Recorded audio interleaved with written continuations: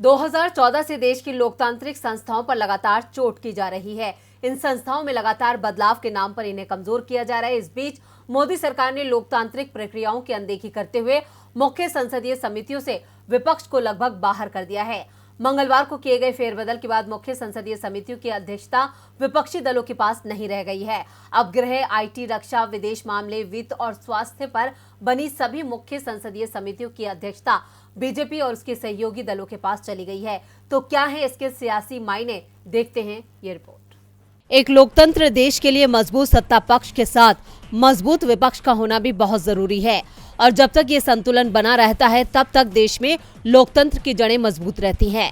लेकिन ऐसा लगता है कि 2014 के बाद से देश में लोकतंत्र को मजबूत करने की बजाय इसे कमजोर किया जा रहा है और इसका सबसे ज्यादा खामियाजा विपक्ष को भुगतना पड़ रहा है।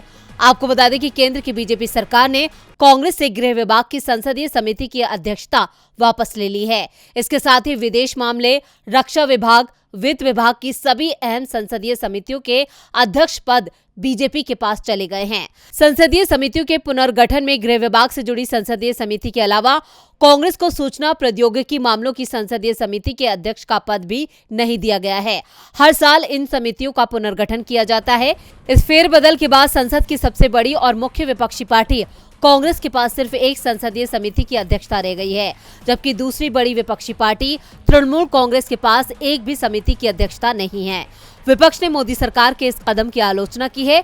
कांग्रेस ने इसे तानाशाही करार देते हुए कड़ा विरोध किया है।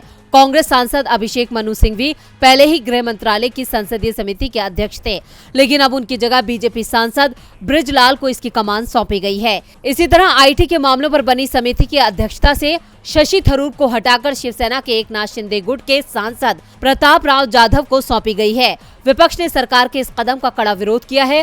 गौर करने वाली बात यह है कि कांग्रेस के राज्यसभा में 31 और लोकसभा में 53 सांसद हैं। वहीं तृणमूल कांग्रेस के राज्यसभा सांसदों की संख्या 13 और लोकसभा सांसदों की संख्या 23 है। इसके बावजूद टीएमसी को किसी भी समिति की अध्यक्षता नहीं दी गई है, जो मोदी सरकार की मनमानी को दिखाती है। वहीं मोदी सरकार का भी यही मकसद है कि विपक्ष को खत्म कर दिया जाए, जिससे उसका कोई विरोध ना हो सके। लेकिन ये एक लोकतांत्रिक देश के लिए काफी घातक है। डीबी लाइव की रिपोर्ट।